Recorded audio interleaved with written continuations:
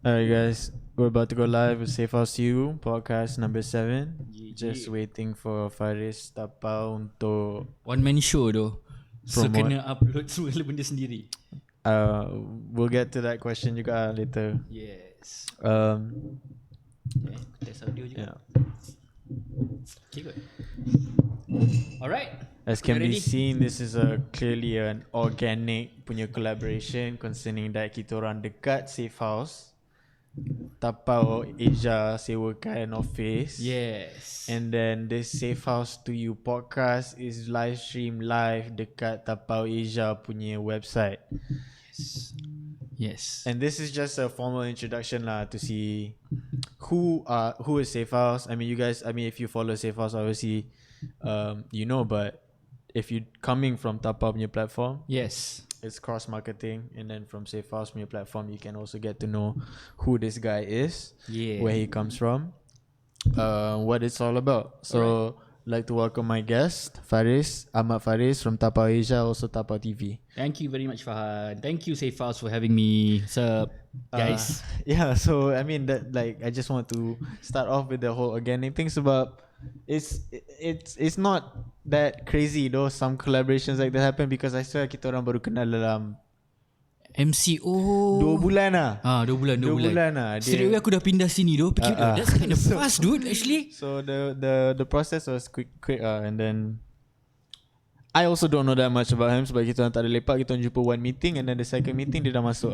so Tahu-tahu dah masuk laju ke yeah, so we just Safehouse to you, I always try and make it less of an interview and more of a discussion. So Right. kalau kau ada any soalan for me also, then feel free to ask me.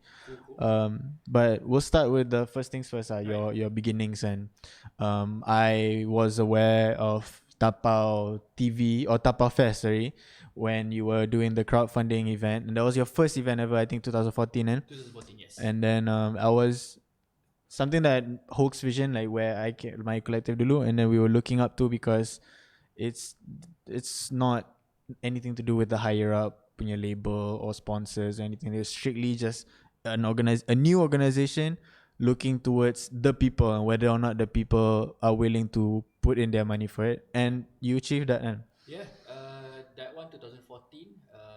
Actually, originally like we didn't even want to crowdfund it lah. But as usual, when like you said lah, benda-benda yang a new establishment, a new company, it's run by young people, and I wanted to do a festival that really focuses on local independent scene, because at that point in time, macam ada festival besar.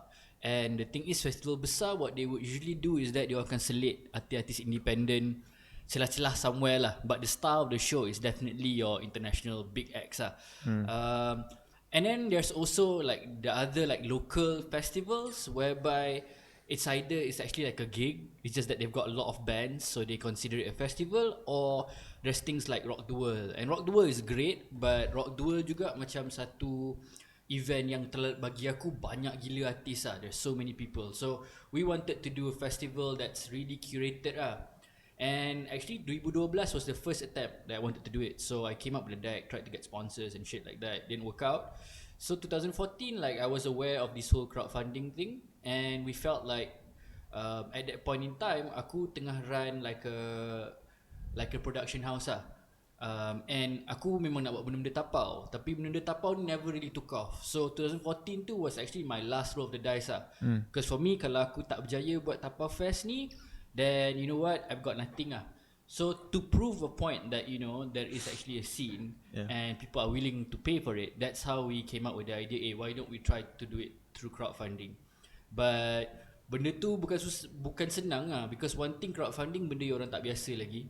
And Tapau pun is a new brand at that point in time, but in matter of 30 days we managed to get I think 85,000 at that point in time. 87,000. 87,000, which set a record at that point in time as the biggest crowdfunding project in Southeast Asia, and it was the first crowdfunded festival lah. So that's how Tapau Fest came about. So it just completely breaks that barrier lah, that you just macam corporate sponsors and then all these like H&M punya booth lah apa semua. It's nothing. It's just the music, and the people have paid for the tickets prepaid Yeah. You don't need all the other sponsors. You don't I need. mean, I would say like in a way juga we did manage to get a sponsor in lah. But the angle that we did is like instead of doing the normal route of like knocking on the door of festival organizer and then showing them your deck, what we did was when the crowdfunding project took momentum, we straight away went to see brands. Like when we did the crowdfunding, kita bahagikan like there's actually for everyday people like you and me can buy tickets, but at the same time, audio okay. Okay. Yeah. At the same time juga kita prepared like a package for brands to come in lah. So when we got like a good momentum going on, we straight away went to see a brand and we told them like this is what we want to do. People really want to see it. So adalah but it's not considered a sponsor. It's considered like a crowdfunder jugalah. Yeah. Yeah. Yeah. I mean, also another thing that's Tapau Fest was held dekat Penang. Yeah. Because I mean that's even puts a different layer to it lah. Sebab soalnya kalau kau nak roll the dice, kau roll dekat KL, you know that the people will pay here. But then you actually try to do it at Penang. I think that's much more of like naivety and more than anything else at that point in time. But it's true lah, because I really feel like KL punya crowd memang manja lah, jujur lah kan. KL punya crowd, this whole like Klang Valley ni semua manja because there's always events. So diorang sentiasa ada pilihan to pick like whatever they want to see and stuff like that. But we've always liked Penang, and when we came up with Tapau Fest, the idea of Tapau Fest itself, it's got to be a festival yang ada identity independent and Malaysia. So Penang was a great place because Penang really like kalau siapa kau ajak datang pun, Penang is one of the places you want people to go to. But yeah, we did it like outdoor dekat Penang Botanical Garden. A lot of people turned up, man. Till this day, even like we've done 3 Tapau Fest now, the first one was still for me the most like really orang turn up, ramai gila babi and stuff like that lah. So yeah, that kind of started things for us lah, because from getting the crowdfunding project, then that's when I realized that macam there's actually something here. If I can do this and I can get the community to get together and people are willing to pay for it, maybe there's something here. So that's when kita shift focus kita. Instead of running a production house, we really want to focus on Tapau lah at that point in time. Did you see beza mic kau dengan mic aku jauh banyak tu. But it's okay. Let me just figure this out. Boleh. Aku pun nak dengar kita test audio. See, this thing is like very organic, very raw the way that we do this. We're still testing this out. Yeah, the people that watch Safehouse live sessions before just know that I'm like, I get very comfortable in front of the camera time live stream, pasal aku macam fumbling all over the place. Sekarang nampak kan. But we'll try our best. I think my mic is doing better than capturing better than. Try sikit, Faris. Test 1 2 hey. Maybe aku duduk dekat betul Do I have to kiss the mic? Something like that. This close. Sekarang okay. Okay, so I have to talk like this Okay. Okay. It's okay. Yeah, so did you see anything promising in Penang from then until now? Yeah, Penang, we invited the way that we curate Tapau Fest as well is like we try to include like different types of music as well. At the same time, when people talk about indie, there's always this thing about the glory days. People talk about that a lot, kan? So I mean, there's always this gap between like the fans of the indie scene yang lahir, yang tahu zaman hujan segala benda and all this stuff. But at the same time, there's also the new kids who really don't know about, the older bands. So with Tapau Fest, we try to mix it around. We invited like this legendary band from Penang, which is Damn Dirty Apes. So bila aku start kenal scene, Damn Dirty Apes is a band yang aku macam wow, gila babi ya. So for them to perform at Tapau Fest is amazing And of course time tu kita buat Penang best Aku rasa macam kalau aku boleh cari makan dekat Penang, aku rasa aku tak base in KL tu. Aku base in Penang I really like Penang though. Sebab one of the reasons why we did Tapau Fest in Penang is also because we know we're going to be there a long time and we're going to be stressed running like 24 hours 48 hours right away. At least kat Penang kau boleh pergi makan benda-benda best sebenarnya. Betul. So that's partly the reason. The environment pun best though. Vibe dia best. And scene Penang pun actually quite hidup juga sebenarnya. Penang belah utara tak adalah kuat sangat, tapi it's quite lively Yeah. So that I mean, you saying is naivety. So you just decided that okay, jom kita buat kat Penang. I like Penang. Why not do it at Penang? And then it just happened like that. Yeah. Tapi but because it's still like macam risky juga kan. Yeah. Tapi bagi aku sebab orang-orang, aku punya roll of the dice tu is because kalau belah sana jarang-jarang ada event macam ni. Yeah. So when you do it, orang-orang daripada Turn up. Perak pun turn up, daripada KL pun akan pergi. Because like the another thinking that we had is that we knew that if we do it in Penang, we still want to attract the crowd from KL. So we need to find a place yang kita tahu. Like some people just go to Penang for the weekend just to makan, man. Yeah. So bagi aku, untuk aku buat Tapau Fest and get the crowd from KL to come, logic je sebenarnya. So that's how we did it lah. So tiba-tiba dia belahan Tak sekarang dia kuat sebab tak kabel tak dapat. Tak on switch dia. Tapi sekarang dengar baik, sebenarnya makan sekarang mic baik. kau lah. Tak sekarang baik. I'm not sure though. Maybe Aku rasa tadi mic kau je dia pakai. Anyway, so kalau korang nak rewind balik, boleh kuatkan sikit kan. But now the mic is better. Dua-dua mic okay. Alright. Yeah, I think so. I don't know. Sekarang much better though.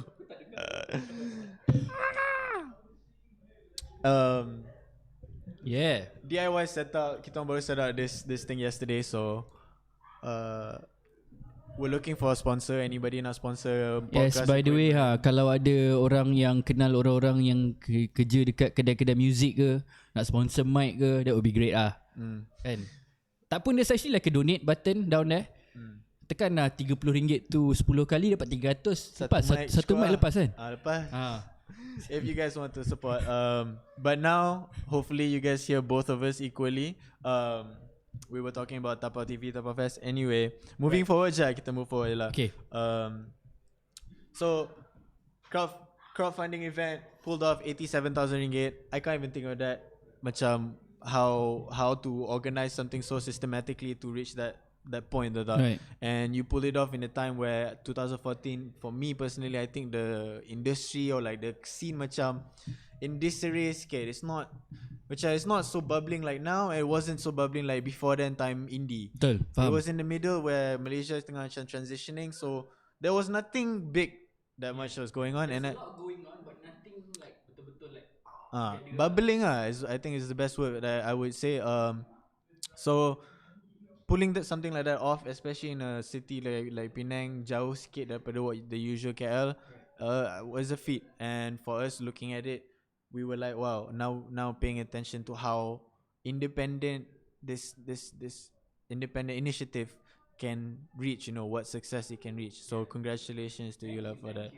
Actually, you got to say thank you because like the way that in a way, right, the way that we did Tapau Fest, the way that we work on the crowdfunding, it wasn't as much about supporting Tapau, but the way that we handled the crowdfunding project is we made sure that every artist that we featured made it about them as well.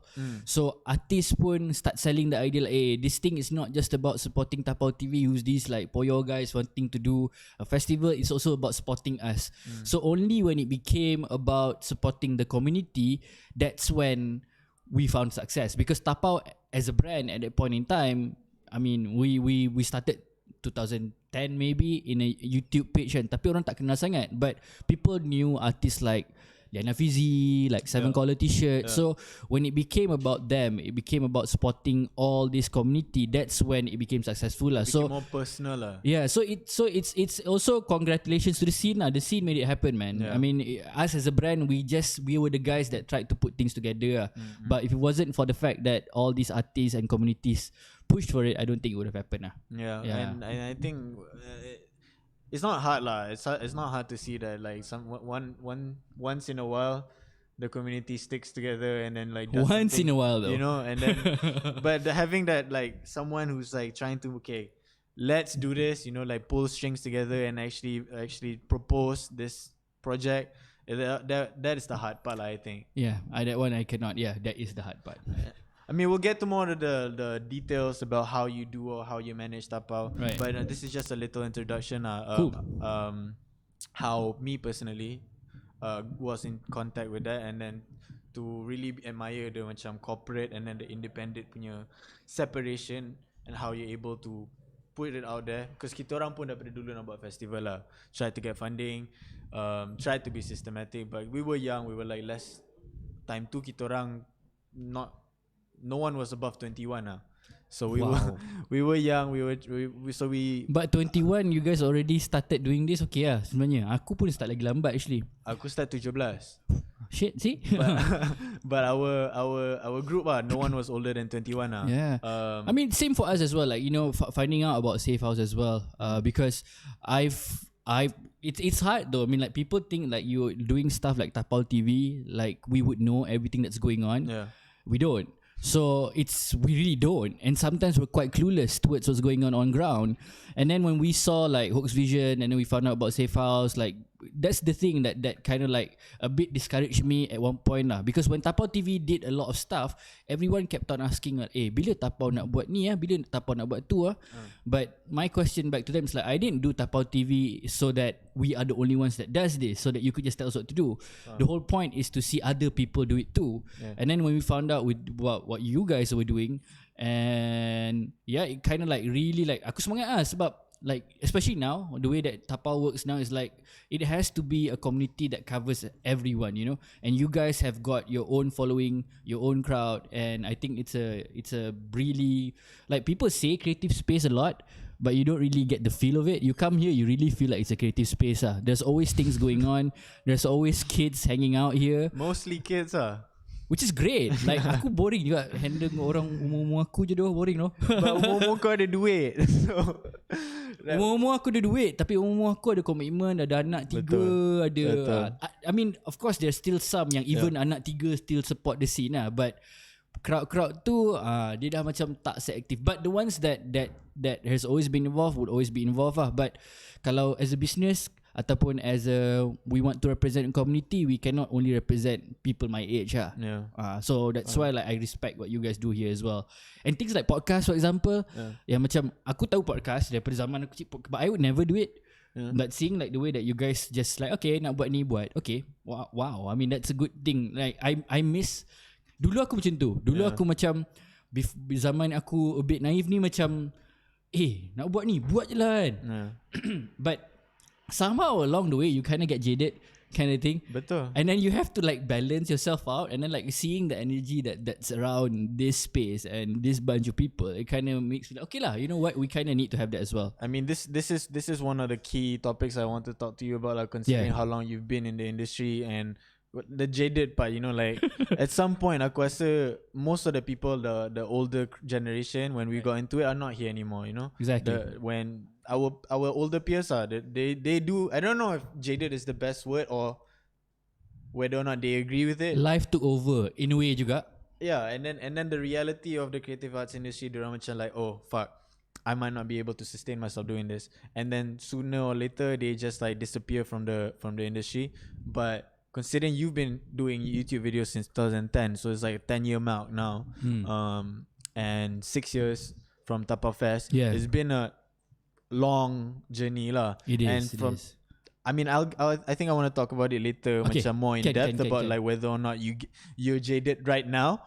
But I can see that, you know, like I can see that a lot of people are jaded, and then less like the fun part about being around young people is that they're not. Yeah. And I think I don't want it to be like that, you know.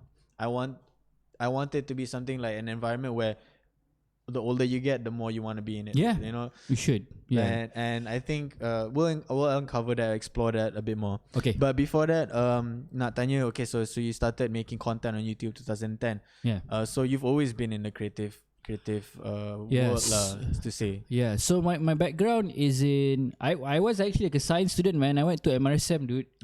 It's like, but 2 years spent there like hell lah, memang sebab aku memang tak minat. So after I finished SPM, I knew I like watching movies and I like watching MTV. So I decided I was gonna study broadcasting, and I went to like a cheap ass university college, which is like really really bad. It's MIM. It used to be called Academy TV3. Studied there. Wow, Masscom lah kira. Bukan, broadcasting. Broadcasting at the point. Aku kena reject. UiTM reject aku doh. Aku nak minta Masscom kat UiTM, dia reject aku, dia tak bagi aku. Lepas tu aku tengok KDU 5 orang semua, aku macam fuck, this is way too expensive. So I went to this, okay lah, tempat tu bagus sebab it's shit, so you gotta learn yourself. Yeah. So after after studying, for my internship, I did a show for TV called The Hoppers and Ali Music, which is like it's a travel log series, 13 episode on TV, and the show is basically about four guys going around in a Volkswagen Kombi all over Malaysia to discover the great indie punya benda-benda kat situ lah. So I discovered a lot of bands, I discovered a lot of venues. So from doing the show, I was the content researcher and I was the talent as well. So that's when I made a lot of contacts and network. But then right after that, aku macam, I've done the fun stuff. Now, it's time to be an adult. So I have to find like a proper job. So that's when I went to S2u Awani. S2u Awani, by the way, I was like a morning show host, man. Like I had to be at the office. S2u Awani, by the way, for you guys yang tak tahu, S2u Awani is like a news station lah. It's not like Astro. It's not like Astro yang all the fun stuff and shit. It's important stuff. S2u Awani. So I was there as a broadcast journalist and a producer. So good. I mean, like money wise good, work opportunities wise good. Tapi at the same time, like tak puas lah. Aku still wanted to do my own thing. And at that point in time, aku dah kenal banyak band ni. And aku macam pelik, kenapa all these amazing independent artists, they're not seen on TV? People don't talk about them. So that's when actually I had the idea of starting a show called Tapau. And Tapau wasn't originally meant to be on YouTube. Tapau originally was TV. A show that I wanted to sell to TV station. So quit S2u Awani, spent a year working on the pilot, shot Yuna, shot Lena Fizi, like came up with my own. Dekat sikit. Jauh sikit. Kuat sangat pula. Okay. So did the 2 episodes and tried to sell it to TV and got rejected.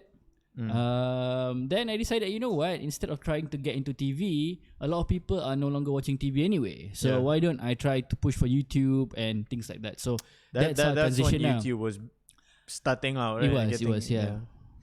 But itu pun aku tak start on YouTube lama pun. Just started as a place that I can upload my videos lah sebenarnya. So I mean, you've always had this history lah, like working with music. Kalau kau content researcher for a show and kau jumpa band, I mean, you've always had this like music inclination lah. So this isn't your lifeline, macam not at one point kau tiba-tiba jadi accountant or anything like no. But betul, tapi aku juga macam like only discover because aku tak, zaman sekolah aku tak pergi gig. Aku layan boy band, aku layan like MySpace was my favorite era, was discovering but MySpace was my introduction towards the independent scene as well.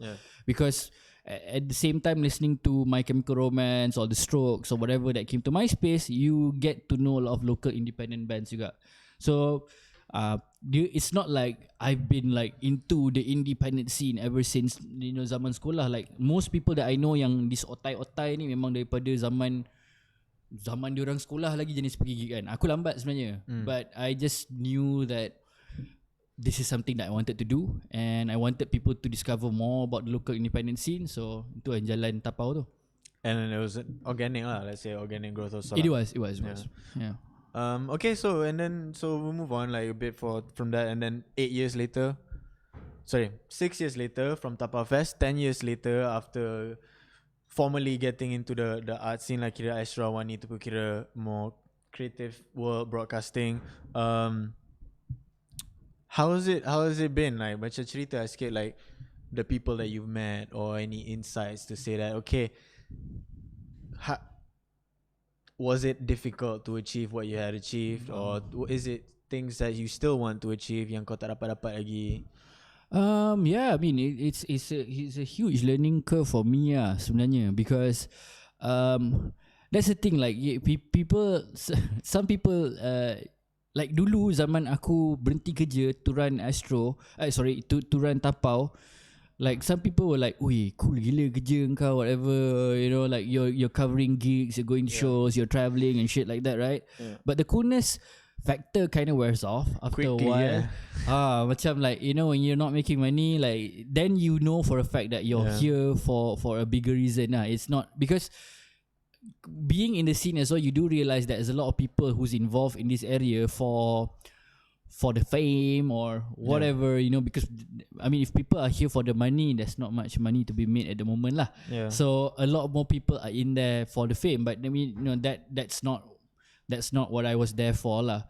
But the journey has been so great because I've managed to witness and document a lot of like magical moments, and you know, because the thing that I've realized as well is that the reason why our scene is like a wave, basically aku berpendapat bahawa scene kita ni macam wave tau, macam dia top lepas tu dia drown balik ke bawah tau. Yeah, I agree. And probably the reason why is because there's a lack of documentation. So people keep on making the same mistakes over and over again because you don't talk, there's no documentation, so everyone just keeps on making the same mistake. Yeah. So as the journey from setting up Tapau TV to this day, that's one of the things that I realized, that documentation is really important. And throughout my work with Tapau, aku managed to document a lot of great stuff that I feel like that's one thing that's important. Capturing moments yang macam, wow, kalau kau you weren't there, you wouldn't know that actually this is the thing that's happening in Malaysia. There's this much talent, and the highest point is when you know you see people who discover stuff, people who you don't know. The benda yang paling exciting adalah orang-orang yang kau tak kenal. Sebab member orang-orang yang kau dah kenal, or your friends or whatever, for them to discover stuff about the local independent scene is not surprising but when you see kids who's like, you know, oh, I discovered this band from your platform, or you know, I've never missed anything Tapau does because I really think that benda macam tu kau rasa macam wow. And it's not about the compliment, but because diorang sendiri masuk and diorang build their own community. Like when I started like watching band like 7 Quality Shirt for example, which is like, kalau tak ada 7 Quality Shirt tak ada Tapau It's like a band aku fan and aku daripada zaman aku tengok Ham dengan Duan tu, I was in front at a gig watching them, and you know, habis show going to them like, bro, I really love your music, man. You know, I really think that, you know, you're doing something great. Thank you so much for making music. You know, I was that kid. And then being up to a level whereby like working with these bands, like 7 Quality Shirt opened up the first Tapau Fest. You imagine that, like this is a band that aku idolize, and for them to be the opening band for Tapau Fest, aku rasa macam what the shit, right?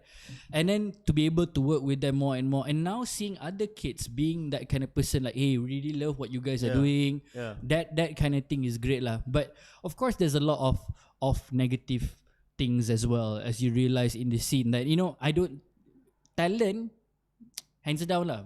Aku cakap macam Malaysia ni, so many fucking talented people, man. We are so fucking good. The only problem is that there's a lot of egos that gets in the way, or you know, the lack of working together. Benda tu yang menyebabkan kita tak progress. Like a lot of people talk about how Indonesia punya scene gempak. You know, Malaysia punya scene is equally gempak though. It's just that indie became about doing it yourself at one point, and it stopped becoming about doing things together. Because of Facebook, Twitter, Instagram, semua orang just buat benda dekat dia punya own platform, and diorang akan head out to their fan base yang diorang dah, it's like preaching to the choir. Memang kau preach to the same people lah.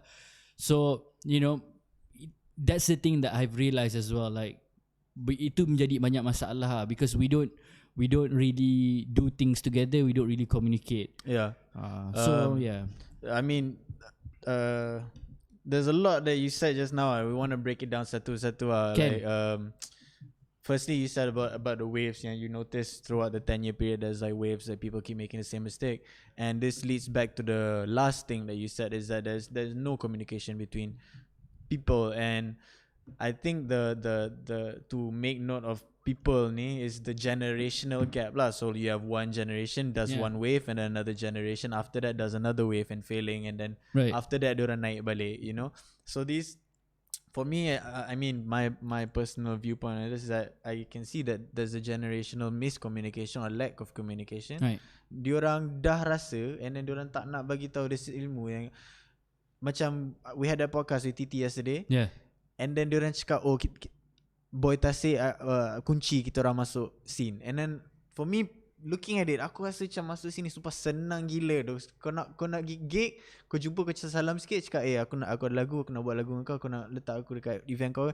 And then that's collaboration done. You're already in the scene, you already know a bunch of people.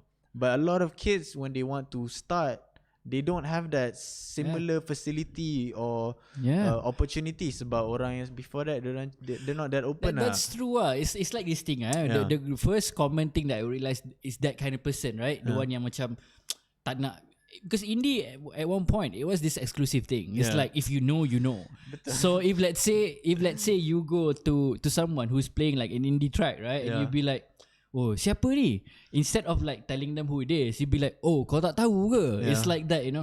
It's the same kind of guys as well that, you know, kalau kau pakai t-shirt band tu, you need to know song of the band completely which is like for me lah, the way that I see current generation sekarang ni, macam kau just pakai je apa kau nak pakai, and I think that's not a problem, you know. At least even though kau tak tahu band tu, kau pakai t-shirt tu, they're still buying your merchandise, man. They're still promoting your shit, right? But the mentality of certain people that's like that exclusivity, ego, benda-benda macam tu yang aku rasa macam that kind of like pulls the scene back, and this is why the cycle repeats itself. But I think it's getting better. Betul. I think doing things like this is good. I think the exclusivity part is not necessarily tied to macam the genre indie. Aku rasa ada some other genres also that have the exclusivity aspect of the genre itself. So just because it's not just like the sound or whatever that makes it, but also the attitude within the culture, you know, and within the people. And there's like also like a misunderstanding as well, that I think, like, you know, what is indie in the first place, right? So when you talk about indie, some people put it like it can be a lot of different things, but you know, I think it's wrong when people, it can be like dulu bila zaman indie lu, kau tahu macam budak-budak pakai t-shirt, certain type of t-shirt, right? So indie became about the image instead of the whole lifestyle. The whole lifestyle surrounding it, because indie for me is not exactly the way you dress up, or it's not exactly about a certain type of music, kena lo-fi je baru indie. For me, indie is much more of a spirit of kau rasa kau percaya nak buat something, don't wait for things to happen for you, like you get up, you know, and DIY or die kind of thing lah. You make it happen lah. That's the thing. But when it became about image, it became about like exclusive, and indie, of course there are certain things that anti-establishment and things like that, which okay je, it's not a problem lah. Tapi I mean, kadang-kadang superficial sangat benda tu. That's when aku rasa macam tak best lah, when it became superficial. And part of Tapau and what we try to do is like the way that we approach it is that, you know, we don't want to be that media that's like, oh, only people that we know, or you know, only shit that we like kind of thing, you know. So to find that balance is hard, but it's satisfying so that people know that if I wanted to know more about local independent scene, there is a place that senang for me to discover. There's a place that, you know, people are much more accepting of people trying to figure it out. Sebab kalau tak, dia akan circle kau je lah. Kau dengan member kau dengan itu je, macam tak apa lah kalau kau nak buat macam tu, kau main lah. Then of course there's also the argument of like sell out kan. Kalau aku benda macam tu, aku rasa macam I mean that's what you're saying just now. It's not that prevalent anymore, and this exclusivity part nowadays. I think sebab the internet is just so open that macam tak ada point dah kau nak kau tak tahu, kau YouTube je dah, kau Google dah, okay, now you know. But there's not that much of like exclusivity but part. it was like that. It was like that. And I do think that like at least now, since it's open and we are utilizing or exploiting the internet more, and people sekarang macam belajar macam mana nak actually maximize what they get from internet, and nak kenal orang and communicate and at least merge as a community. It's open lah. For me, I think it's slowly starting to like be more open. Everybody's starting to get to know each other easier. Man. Especially with Tapau Asia now, that you're like trying to bridge that gap between Southeast Asian platforms and have like one big platform to show that, okay, this is specifically for music, you know, and we can focus and we can expand on this one specific thing and tak campur more dengan other forms of media. Correct. Which kind of like dilutes. Kind of thing. Like when we started Tapau Asia, there's two big realizations that we had. One thing is that Malaysian market is way too small. So, but it's funny because like Indonesia and Singapore, we talk about Southeast Asia, actually ada lagi besar lah kan. Tapi when you just think about like just Indonesia and Singapore alone, those are big markets. You know, Indonesia, big market, smaller spending power. Singapore has a smaller market, bigger spending power. But kita tak, the market kalau kita pergi Malaysia kecil, but if let's say you've got Malaysia, Singapore, Indonesia, then there's a market for all of us. Kita ada mentality yang sampai sekarang bagi aku is still there, is that periuk nasi periuk nasi kita semua ada saiz ni je. So kalau aku ambil fanbase ni, maknanya macam kau makan fanbase aku lah.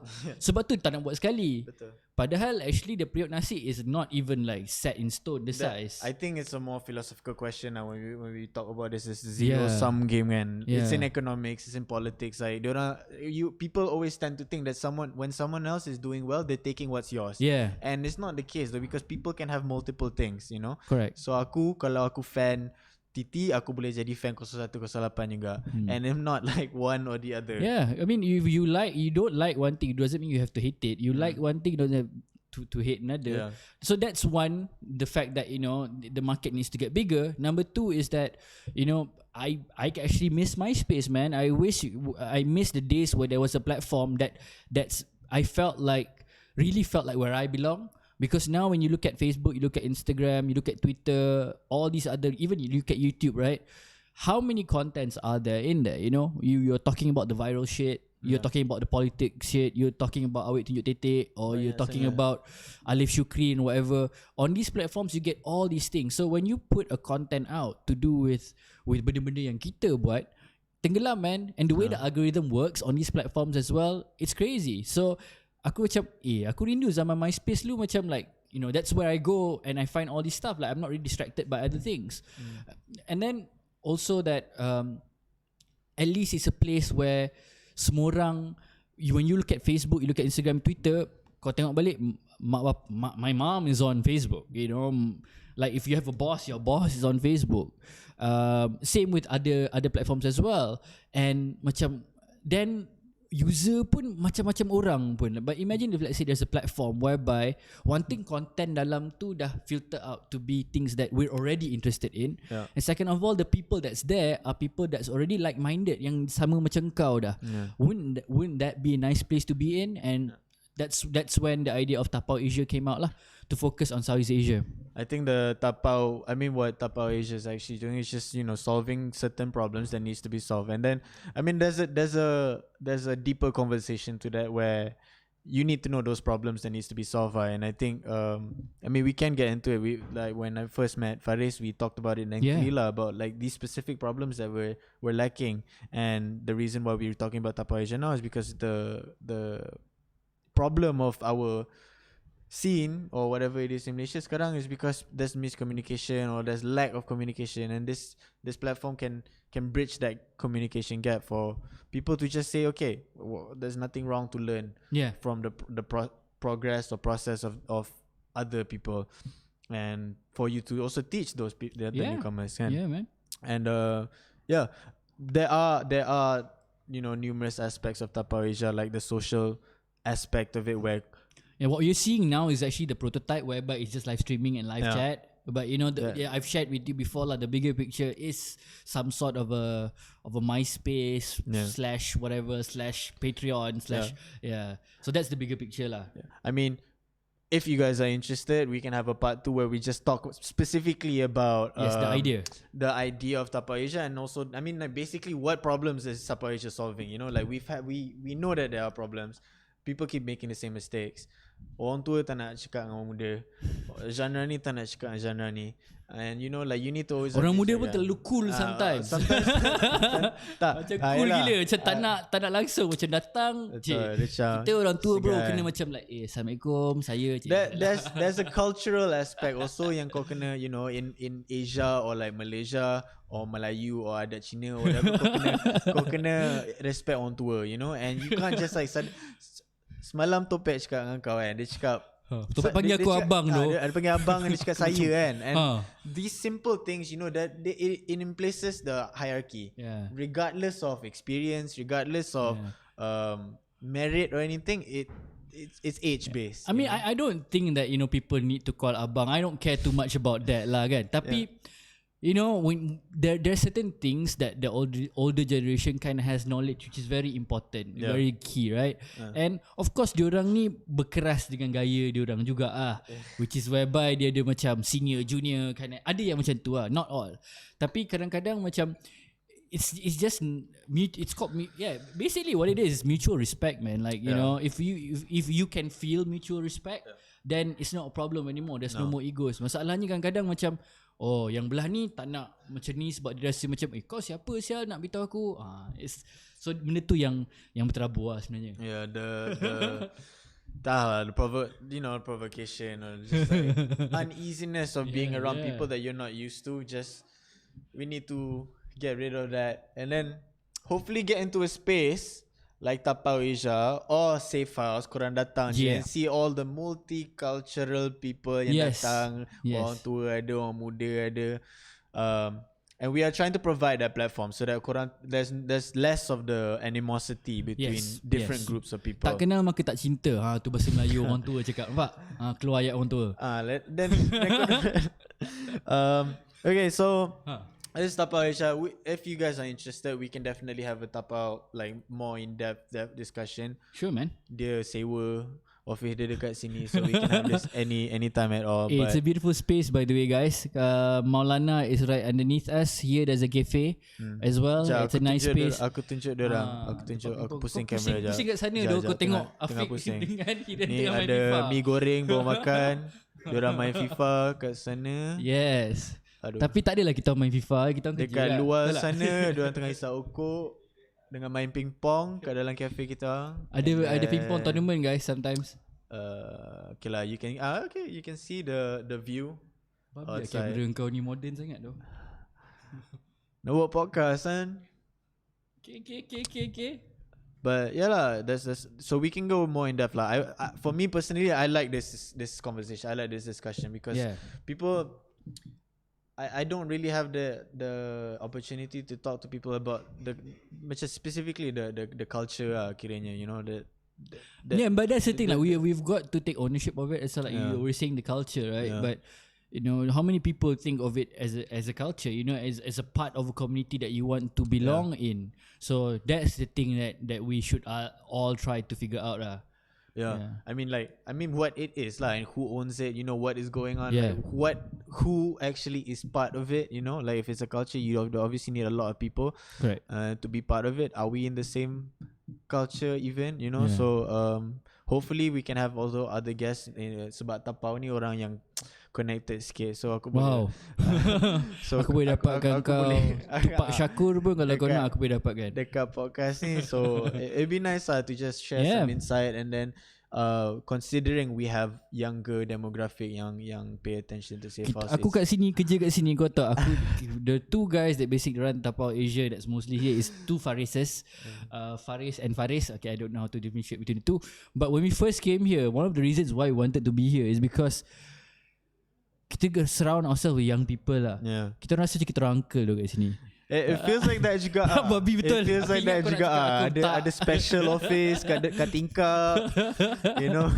Macam uncle. But it's good to just, you know, it shouldn't be like a gap so it's very interesting to mix it around so I'm going to exploit this opportunity to really get to know some people, and then hopefully they can exploit our demographic. So korang pay attention sikit to Tapau and what they have to offer. And honestly, I looked up to them then, and I think korang yang suka hoax ke apa dulu, like you should look up to them too, you know, like it's mutual. Thanks, man. Not like indie the genre, but like independent, like DIY, you know.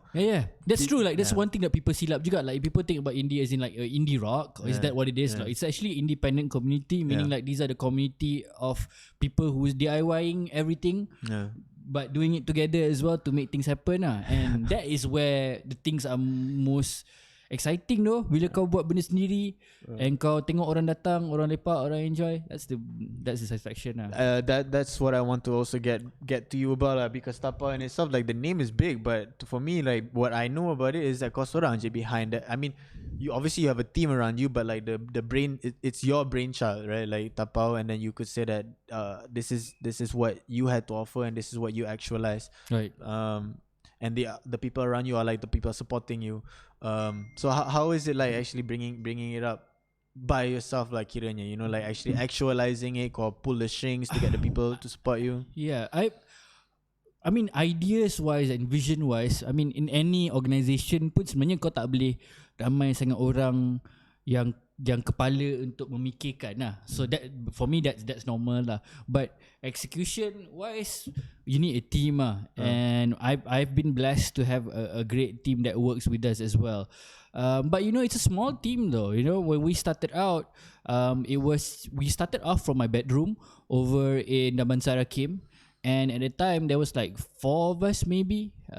Then when we grew a bit more, and it's also a thing about like Tapau ni biasanya kita hire orang-orang yang pelik sikit ataupun orang-orang yang outcast sikit lah.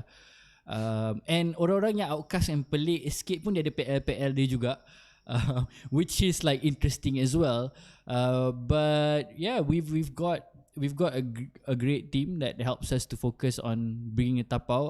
When we started off, it was just one show, and then it reached a point whereby it was 8-man team, and kita buat one show a day, which is great. That people, every time orang buka Tapau, there's always benda yang diorang boleh tengok. Tapi at the end of the day, for me, in order for me to do this, I need to have a team. I cannot do it on my own. Definitely I cannot do it on my own. But when you have a team, you need to make sure that you cover gaji of everyone. That's always been a struggle for us lah. Having a team like Tapau, the way that ramai orang tanya juga, macam mana Tapau boleh tahan selama ni sebenarnya? Yeah, could you go? Yeah, so basically my background is in production, and my partner when we did Tapau TV is BK or Hafiq. So BK juga adalah someone yang started a production house with me. So the way that we wanted to do it is that we wanted to find the balance that we take in jobs, production jobs. So we do commercials, we do TV, we do YouTube videos, basically client jobs lah, production jobs. Those are the things that usually pays the bills. Then whatever time that we have is the time that we focus on doing Tapau punya benda lah. Content. Doing content for Tapau as a platform itself. I mean, the bigger picture has always been like, we don't want to run as a production house / Tapau TV. We want to survive completely on Tapau TV. But that is a struggle lah. I mean, the shows that we do, we don't put our shows on YouTube, and it's still an interesting thing, that an argument to be made as well. Like I don't really think, I never want to think ourselves as a YouTuber kind of thing. Like we wanted to be a media, so that's why we have our own platform, and we wanted to monetize from our own website. So that's always been a struggle. Somehow we managed. When I started, basically aku tengok benda-benda macam NME, aku tengok benda-benda macam Vice. Tapi they run an ads. So that's the thing. Like my thinking when I started off is that like I do this, it's indie, it's cool, it's edgy. I'm gonna get Red Bull, I'm gonna get Converse, I'm gonna get Nike to sponsor me. But truth is, in Malaysia, the brands are not really involved on ground. It's much more about selling stuff. But we've had good partnership with Vans, for example. So if we had more clients like Vans, people who want to work with us on doing independent stuff, then we would easily survive. But unfortunately, brand macam Vans ada Vans saja, and other brands are starting to open. We've worked with U2 before, but the way that we had to survive is like doing production work and doing events in order for you to find time to do Tapau stuff. And if you want to have more budget to do Tapau stuff, you need to do more jobs. You do more jobs, you don't have time to do Tapau stuff. So that's a struggle lah. Realistically speaking, if I wanted to turn Safehouse podcast, Safehouse S2u into something that actually I can monetize and sustain the company with, is it possible, do you think, like content to make money? Yeah, I do. I mean, like there's the YouTube model. That's the thing though, because like with the YouTube model, it's all about, there is community there, but somehow a lot of videos that does well is videos that focus not on content, not on community. The main focus is to be viral, to get that certain amount of hits, right? So you can make, if you're someone that does content for the fact that you want to make money from it, I think YouTube is the way to go. And for you to focus on viral, my dilemma comes is like, I want to focus on independent artists, and when I focus on independent artists that's up and coming, I mean, of course there's people like Hujan that would get the numbers, but if you do an online TV, takkan kau nak buat show pasal artis-artis yang dapat 100,000, more than 100,000 followers saja, right? So we wanted to focus on other new and up and coming kind of stuff. So that's why the YouTube model didn't work for us. Like we wanted people to hang around on our platform. So to answer it, like we've survived this long because somehow we've managed to like find the balance between doing production jobs and events at the same time run Tapau. But itulah, that's why now it's changed lah, because I think after MCO, I think a lot of people also don't know like kenapa tiba-tiba ada Tapau Asia pula, Tapau TV macam mana Tak kind of faham stuff. lagi lah. Tak faham lagi because Tapau TV is basically a channel, like a media and like a channel, but the main focus, the main survival mode of doing Tapau TV has always been doing production. But of course you look at MCO, nak buat production pun susah, nak buat event pun susah. That's when we decided that we wanted to shift, and we wanted to embrace this whole idea of post-COVID new normal kind of thing, and we wanted to basically focus our business on being a platform. So you look at how okay lah, ni nama besar yang aku bagi lah. You look at Facebook, you look at Instagram, you look at all these other social punya platforms, how do they monetize? That's where we want to be in a way lah.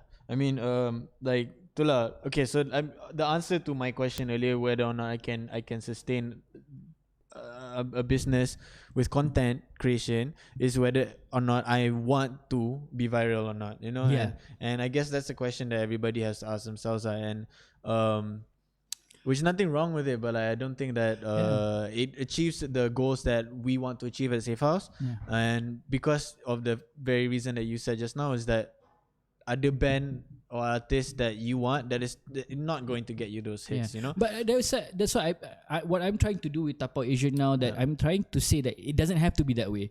You don't really have to be like completely like viral kind of thing in order for you to make it out there. We're trying to find, but it depends on what you think. It depends on your mission as well lah kan. Kalau you imagine yourself like, I want to focus on just being a content creator or an artist full time, then I would say that you do have to consider the fact that you do have to make stuff that a lot more people like ah.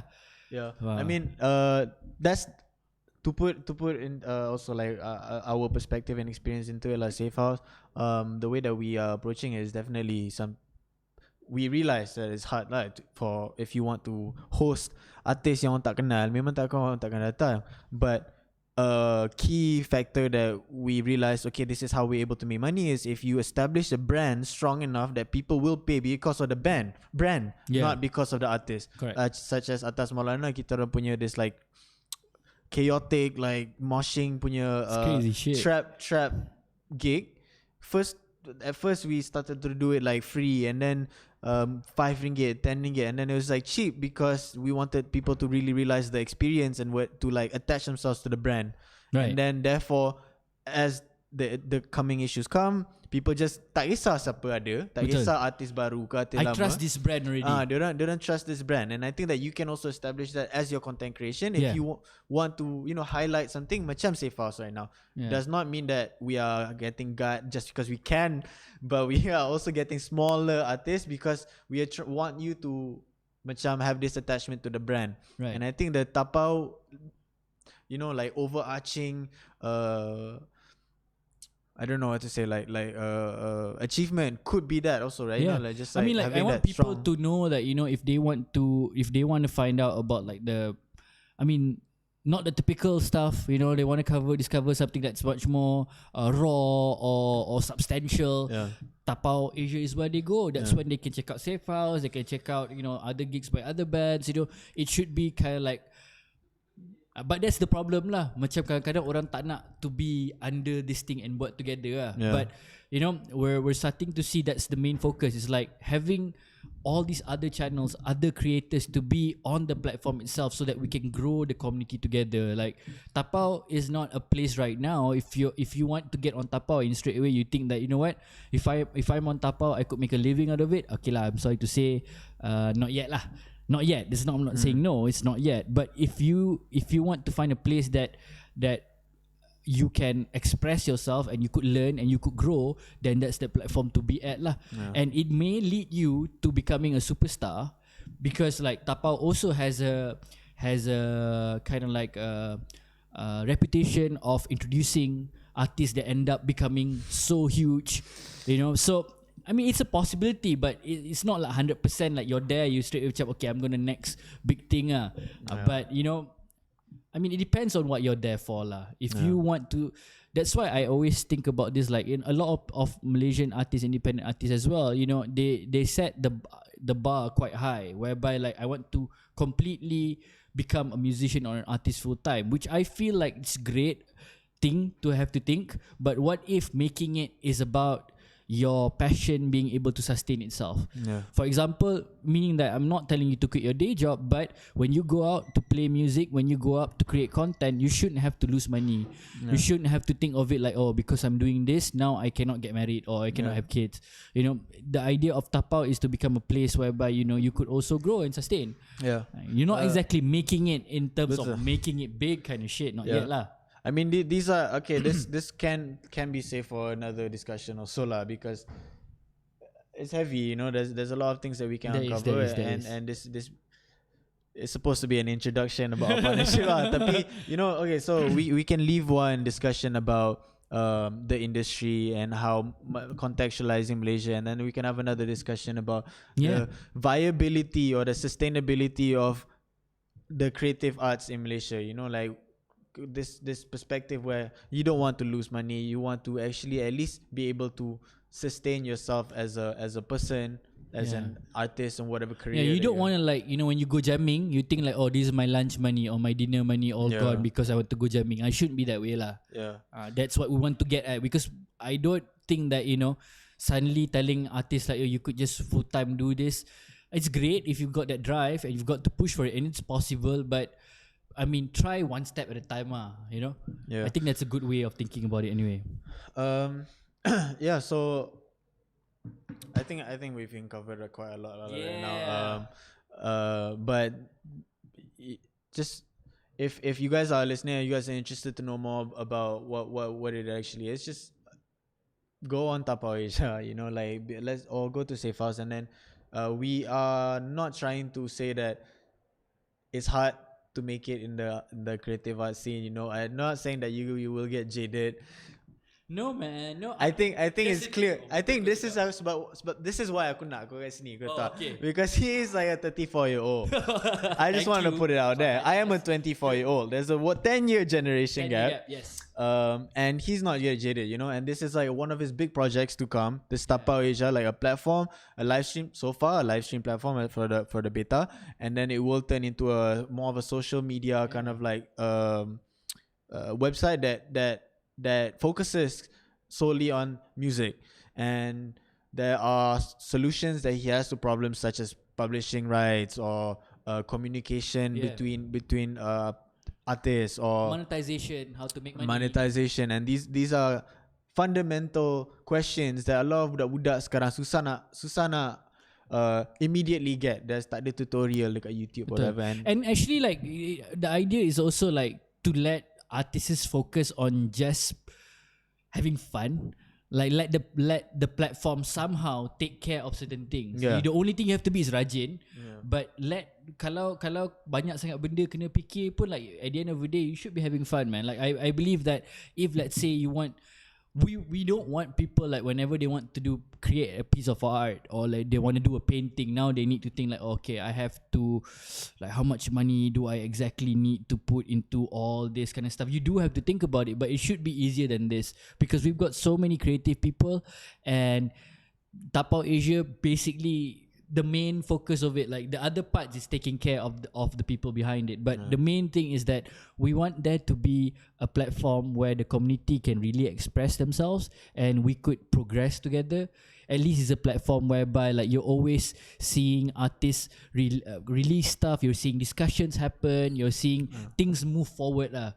The other part of it, the technicalities, is something that we do have to take care of. It's something that we have to do, but right now we're at a point, by the way, like if anyone is watching, like if you guys want to have a show on Tapau Asia as well, you know, do let us know, drop us a line, and you know what, even just drop by to Safehouse. Good, I'm always here. Yeah, I think for Safehouse and Tapau, it's really a match made lah. Like we have similar goals, and it's mostly not really about us, you know. Like it's mostly really just exactly like the question that comes again is like what is the culture who's part of the culture, what are you trying to sustain, or what are the goals of the culture, what is happening, we need to have more discussions and communication, especially with each other, and not be so scared just be open about things. Sebab tak borak tak selesai aduh. Semua orang macam ada perception masing-masing kan. Macam like aku ingat budak-budak sekarang macam ni. Rupanya sebenarnya aku tak borak jangan diorang kan. So I mean I like this space allows us to do more of this kind of stuff lah. Yeah. Alright. I think that was a 1 hour discussion. Yeah. Sweet man. Thank you Faris for the podcast. And thank you so much for having me. Like we've come across throughout the conversation just now, there are a lot of things that we can delve more into, but we don't want to be so lengthy that yes, it doesn't maybe next session lah. And it doesn't get compartmentalized. So kita orang boleh buat Faris Tapau Asia Part 2, or let's hope one point Jennifer Thompson. Yeah. From Tapau Asia. Even kalau korang nak suggest ke apa ke, DM Safehouse or DM Tapau Asia, maybe we can try to come up with something lah. So just to cap things off, there is a donation link down below if you would like to support Safehouse. Right, obviously it's MCO and we are socially distancing, but like it's affected our business. So definitely if you want to see more of us or more of this or more of Tapau, they get a percentage cut out of those donations. Yes, also. we do. So you are supporting both of us. Yes. So click on the durian, RM10, RM20, and RM30. If you didn't manage to catch most of the conversation just now, this will be uploaded to Safehouse KL YouTube channel. Just check it out over there. Alright. Thank you very much. Thanks for having me. Peace. Bye.